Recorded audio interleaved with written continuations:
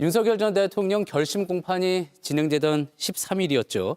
자, 국민의힘 윤리위원회는 한동훈 전 대표에 대한 제명을 전격 기습적으로 또 결정을 했습니다.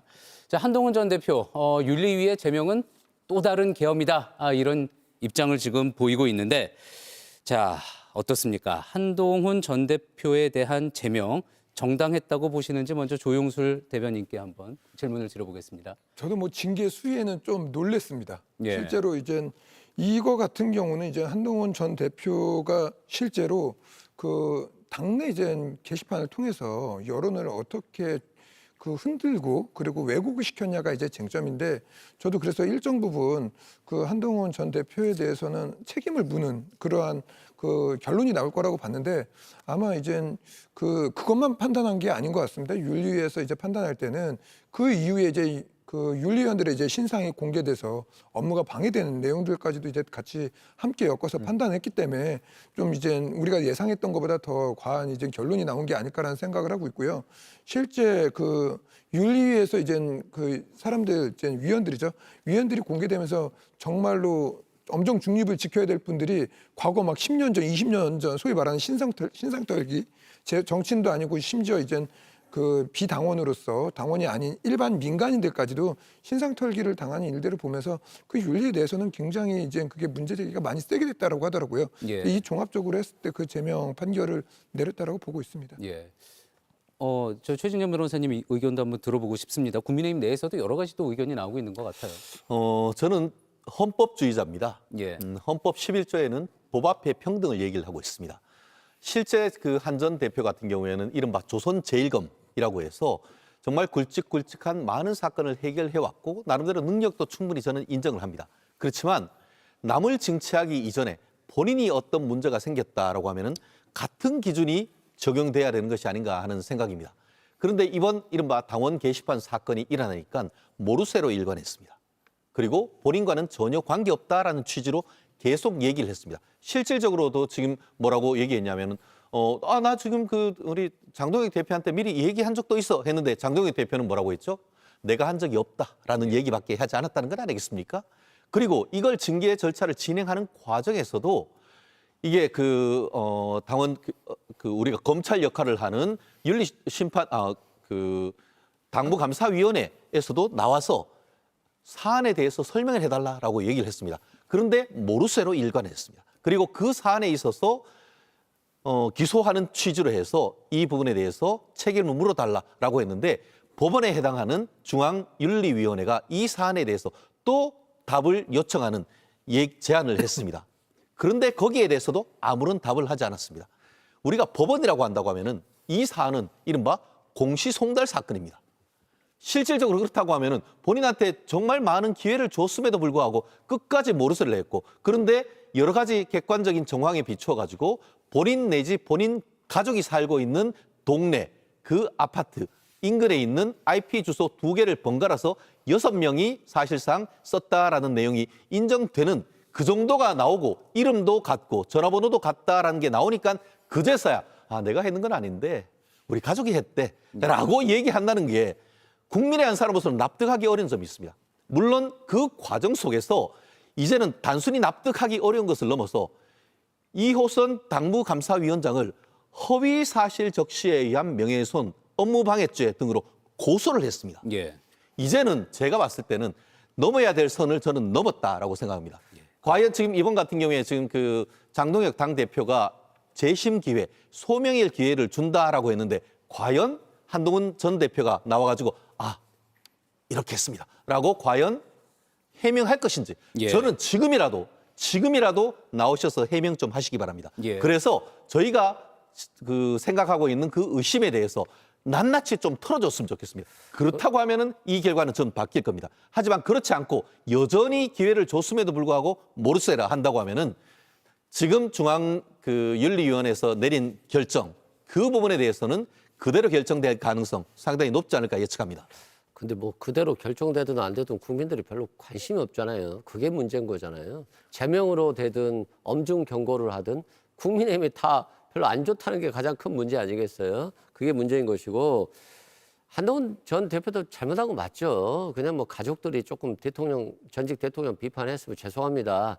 우리 가족들 관리 잘하겠습니다 하면 될 건데 그것도 사과를 제대로 안 한 것도 잘못이지만 아니 이게 몇 년 전에 일어나는 거예요. 벌써 1년 몇 개월 전 얘기잖아요. 이것조차도 지금까지 제명할 건지 엄중 경고할 건지 모르고 1년 몇 개월을 이렇게 시간을 소비했다는 거.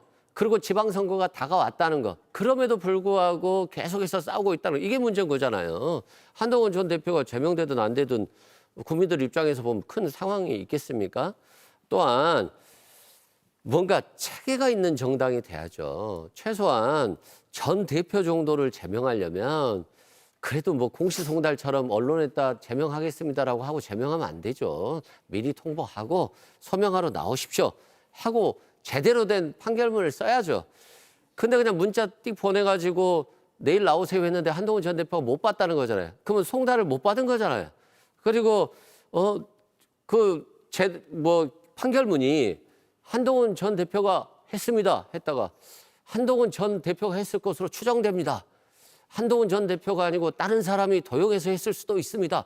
이 판결문 2번 바꾸는 윤리심판원의 결정이 어디 있어요? 이건 제가 봤을 때 법원에 가처분 결정으로 가면 100% 가처분 나온다라고 생각해요. 그러니까 장동혁 대표가 한동훈 전 대표의 소명을 듣고 반성을 듣고 싶어서 그런 것이 아니라 이게 법원에서 번복될 게 확실하니까 확실하게 한동훈을 죽여야 되겠다. 이런 자세이기 때문에 저는 지금 한동훈이 죽느냐 장도경이 죽느냐 둘 중에 하나의 큰 싸움판이 이제 올 것 같다 이런 생각이 듭니다. 국민의힘은 연좌제가 적용되는 정당인가요? 부인의 한 행위에 대해서 왜 남편이 징계를 받아야 되죠? 제가 봤을 때 부인이 잘못했을 가능성이 되게 많다고 보여지는데 설마 정당의 당대표가 시간을 내갖고 그 익명 게시판에 글을 썼을 가능성보다는 부인이 그 가족의 명의로 아이디로 글을 썼을 가능성이 높다라고 추정이 되는데 부인이 잘못했다라는 걸 자백하지 않았다고 해서 본인이 처벌을 받아야 되나요?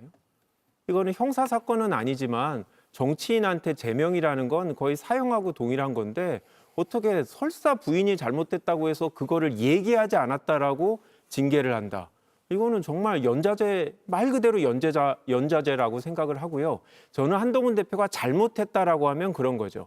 당시에 이런 문제가 불거졌을 때 당대표로서 사실관계를 확인하고 당내에서 의문을 갖고 있는 사람한테 실제로는 본인이 아니고 본인의 가족이 했다라는 걸 확인시켜줘야 되는 책임은 있었다고 생각합니다. 그런데 그런 역할을 하지 못하고 당직자들한테 더 이상 이 사건을 조사하지 못하게 했다면 그거는 당대표로서 적절한 행위를 하지 않았기 때문에 일정한 수준의 징계를 할 수 있다고 보는데 지금은 그거보다는 그냥 부인의 한 행위에 대해서 너가 얘기를 안 했으니까 네가 책임져 라는 거라고 생각하고요. 설사 한동훈 대표가 본인이 자기 명의로 들어가서 익명 게시판에 글을 썼다고 해서 그게 문제인가요? 그러면 안 되나요? 익명 게시판이잖아요. 타인 명의로 썼다라고 하면 그거는 업무집행 방해가 될 수 있지만 저는 지금 징계하는 거는 이거는 연좌제에 의한 정치적인 폭력이다라는 생각입니다. 예.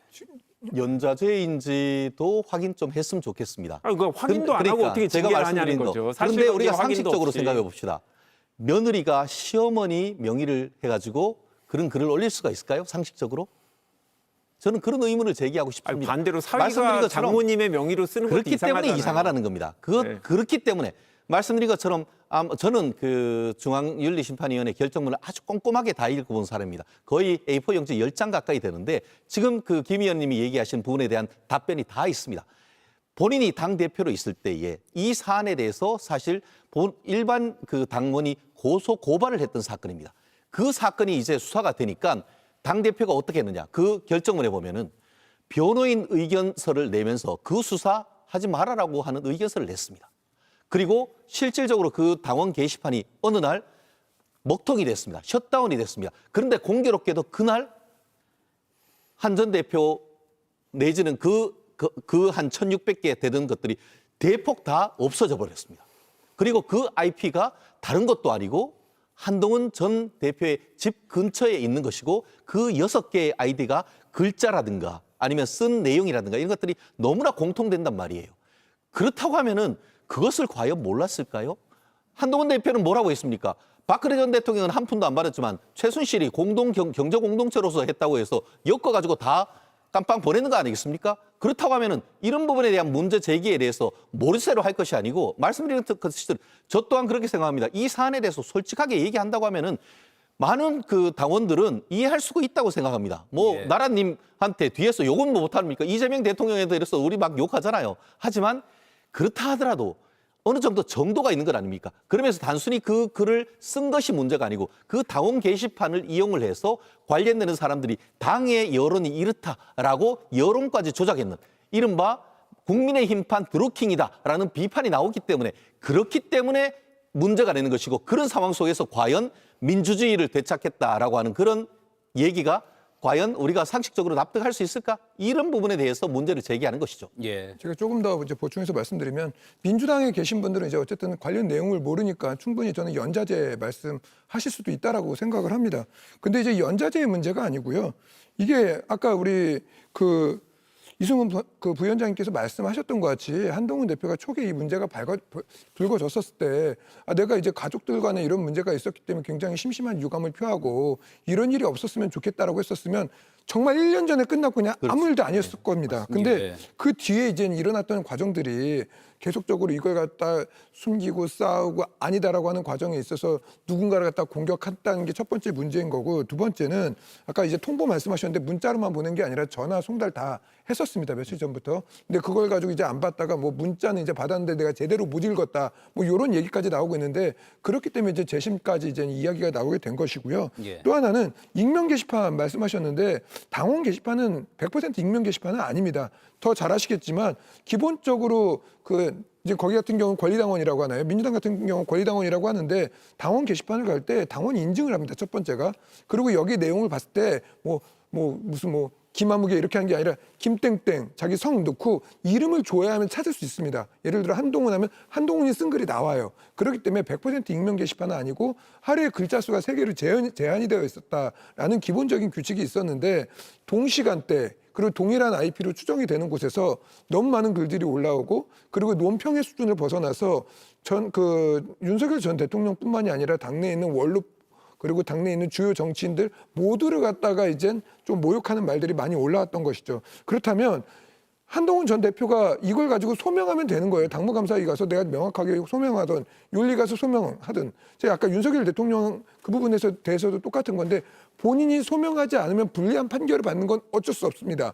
근데 현재 이 IP 같은 경우도 그냥 한동훈 전 대표가 제출하면 돼요. 내가 아니라고 입증해서. 근데 당무감사위에서 동일 명의 한동훈을 다 불렀는데 다 아니라고 해. 그러면 단 한 명의 한동훈 대표가 와가지고 해명을 하면 되는 거고 그것도 못하겠다라고 하면 정확하게 이거에 대해서 수사 의뢰하면 간단하게 해결이 될 일입니다. 근데 이걸 가지고 정치적 문제를 이렇게 키웠기 때문에 어떻게 보면 윤리위원회라는 것 자체가 물론 이제 엄정한 이제 당원 당규에 기반을 하지만 정치적 판단을 하는 곳이 가능성이 더 큰 요소이기 때문에 이러한 결정들이 내려질 수밖에 없었던 것이고 그렇기 때문에 이제 민주당에서 보는 그 연자제의 문제들은 아닌 것 같습니다. 아니, 그러니까 한동훈 대표의 전 대표의 가족이 안 좋은 일을 했다는 걸 자세히 설명해 주셔서 다 알게 됐는데요. 근데 여전히 그 행위가 한동훈 대표가 했는지 같은 집에 살고 있는 다른 분이 했는지는 확인이 안 된 거 아닌가요? 궁금해서 여쭤보는 그렇기 겁니다. 때문에 그래서 제가 아까 네. 드렸던 말씀이 저도 이제 한동훈 전 대표하고 같이 일도 해보고 해가지고 그분을 가지고 뭐 비방하거나 이럴 마음은 없지만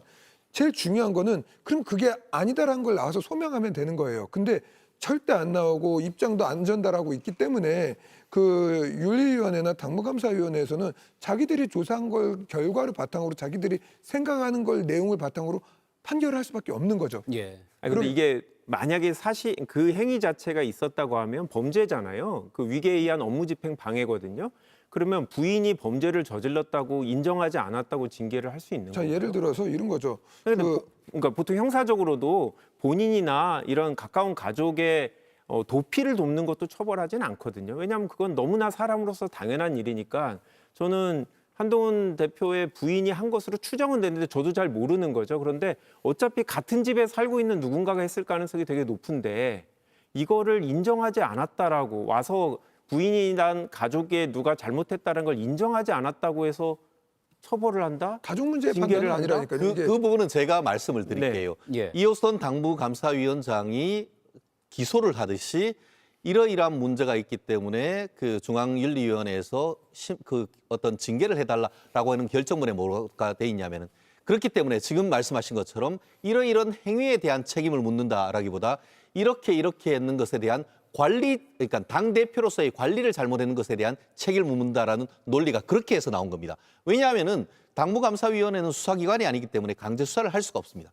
그래서 이러이러한 점에 비추어서 그럴 것으로 굉장히 강하게 추정된다라고 얘기를 하면서 그럼에도 불구하고 제가 조금 전에 얘기한 것처럼 이 부분에 있어서 고소 고발되니까 당 대표로서 적극적으로 어떤 소명을 하는 것이 아니고 그 수사 변호인 의견을 통해 가지고 막아달라, 수사 더 이상 하지 말아달라 예. 그런 내용 그 의견서를 냈단 말이에요. 그리고 아까 말씀드렸듯이 어느 날 셧다운이 됐는데 그러고 났더니만 그 많던 글들이 어디로 가든지 사라져 버렸단 말이에요. 예. 그렇기 때문에 그런 부분이 당 대표로서의 당원 게시판 이런 부분에 대한 관리 감독 책임 그것을 묻는 쪽으로 이론 구성을 했었습니다. 그런데 이번 같은 경우에 저도 상당 부분 놀랐던 것도 사실입니다.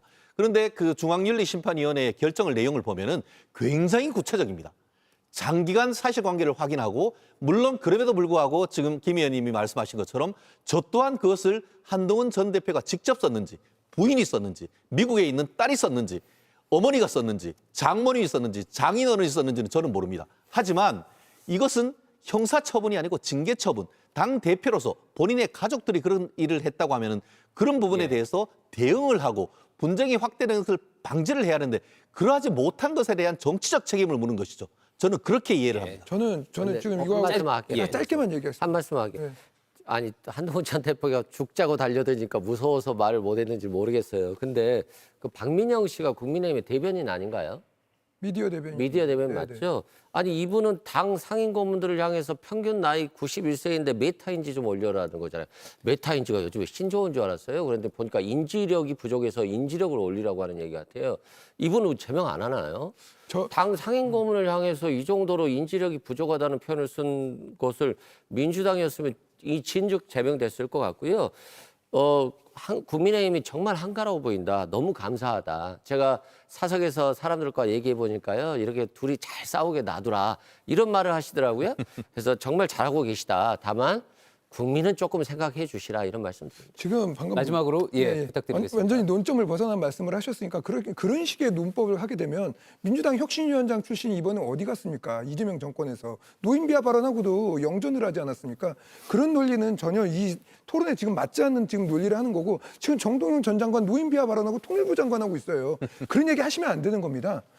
이러한 토론을 그렇게 끌고 가시면 안 되는 거고 제가 아까 말씀드리고 싶었던 것은 누가 썼냐의 문제가 아니라 이걸 통해서 당원 게시판이 하루에 3개까지 글을 쓸 수 있는데 이걸 통해서 당에 얼마큼 여론이 왜곡이 되냐가 핵심적인 문제인 거고 예. 그리고 이걸 대하는 태도에 대한 문제인 겁니다. 그래서 한동훈 전 대표가 지금이라도 어쨌든 당원들이 굉장히 불편함을 느꼈고 이거에 대해서 질타를 많이 하고 있기 때문에 사과하고 책임을 다하는 모습을 한다면 전형적인 저는 판단이 내려올 거라고 봅니다. 예. 어차피 이것도 다 정치가 하는 일이기 때문에 그럴 거라고 봅니다. 예, 사실은 이 토론은 국민의힘 내부에서 이른바 이제 친한계 분들과 또 장동혁계 분들 모셔놓고서는 또 해야지 될 토론 부분도 있는 것 같습니다. 다음번에 기회가 되면 한번 그렇게 하고요.